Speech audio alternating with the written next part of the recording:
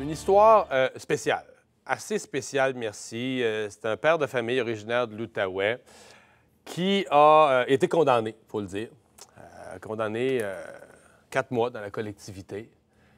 C'est ce qu'il a fait, qui a été jugé comme une sorte de cruauté, là, mais sa fille ne mangeait pas ses choux de Bruxelles, petite fille de 8 ans. Lui a jugé qu'elle lui tenait tête, elle le défiait. Donc, son autorité parentale, c'était de casser ça. Je reprends ses mots, il fallait casser ça. Il l'a laissé 13 heures devant son assiette. Ça va être la nuit au complet. Il la réveillait lorsque la tête tombait, probablement. À un moment donné, à cet âge-là, il la réveillait. Elle n'a pas pu aller à la toilette. Donc, au bout de 13 heures, elle avait, écoutez, en hypothermie, épuisement, dans son urine, parce qu'elle n'avait pas le droit d'aller à la toilette non plus, pour la casser. Fini par manger les choux de Bruxelles froids ou je ne sais pas quoi, les a vomis. Une affaire terrible qui a amené le juge, donc, à cette décision. J'en rajoute. C'est pas une nuance dans ce cas-ci. Le monsieur en question, on pourrait dire, quoique en matière de bon jugement, on est tous un devoir, mais on pourrait dire peut-être qu'il ne sait pas s'y prendre avec les enfants. C'est son métier. Le type en question enseigne les techniques de réadaptation sociale, genre de domaine de la psychoéducation, auprès des enfants. Puis là, son avocat défendait, ben oui, mais là, il faut faire attention parce qu'il faut protéger son emploi. Charles Bécoté, criminaliste, est avec nous. Bonjour. Bonjour. Condamné pourquoi? Ça a été jugé comme une forme de cruauté? Non, c'est la séquestration. Séquestration. Alors, il y avait eu 3 chefs d'accusation au début. Alors, un voie de fait, agression armée et séquestration. De ce que j'ai pu comprendre des résumés dans les journaux, c'est que c'était pris par acte criminel et il y a eu des tractations, des négociations entre les parties. On n'a pas assez d'informations pour juger de la justesse des accusations de voie de fait et d'agression armée, mais de toute évidence, d'avoir gardé son enfant assis au même endroit, même pas pouvoir aller à la toilette, c'est une séquestration au sens du code criminel. Séquestration, c'est le mot qu'on emploie pour une prise d'otage, là. Bien, c'est à peu près ça. C'est d'empêcher la libre circulation d'une personne d'un endroit à un autre endroit, là. Dans ce cas-ci, tu restes assis, puis tu vas, tu bouges pas. Non, mange sinon, si tu ne manges pas tes légumes, tu t'en vas pas, tu te lèves pas. Sauf que le juge Gosselin a quand même qualifié les méthodes de cruelles. Ben oui, c'est clair, là.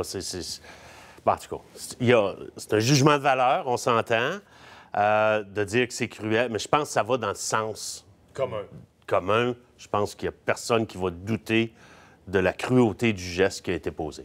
Oui.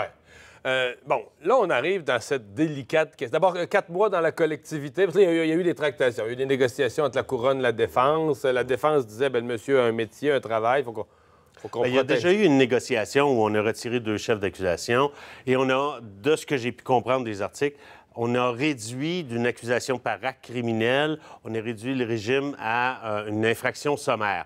Alors, la sentence maximale applicable est beaucoup moindre. Pour une infraction sommaire. Pour une infraction sommaire.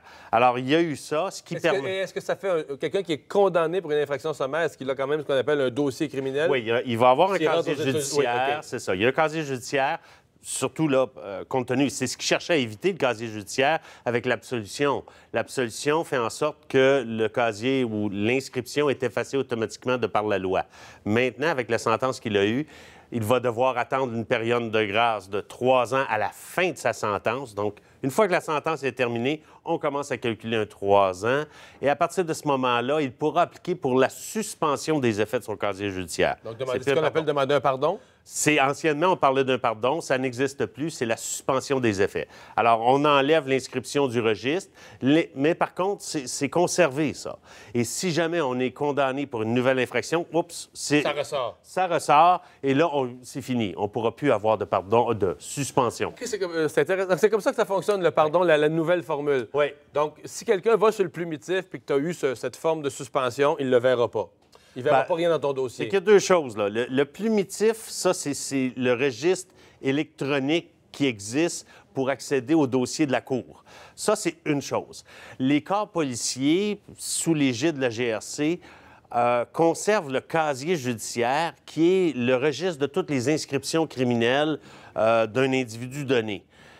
De par la loi, on bénéficie d'une absolution, qu'elle soit conditionnelle ou inconditionnelle, celle-ci est enlevée automatiquement après la période déterminée. Donc, celui qui va dans le dossier ne la verra plus. C'est ça, exactement. Les corps policiers ne les verront pas. Alors, ça ne sera pas inscrit. À la frontière, les douaniers américains? Ah, là, vous... Ça, c'est compliqué. La frontière... Ça, je ne m'engage pas là-dessus parce qu'ils ne voudront jamais nous dire qu'est-ce qu'ils transmettent comme je comprends. Alors, mais, à tout le moins, le registre, ici au Canada, est enlevé. Ça apparaîtra plus. Le plumitif, lui, il faut faire une demande après une période de carence pour que le plumitif soit effacé, enlevé. Alors, il va juste rester le dossier physique. Ouais. Bon. Dernière question. Le monsieur parle de garder son emploi. Est-ce que tes gestes de ta vie privée peuvent...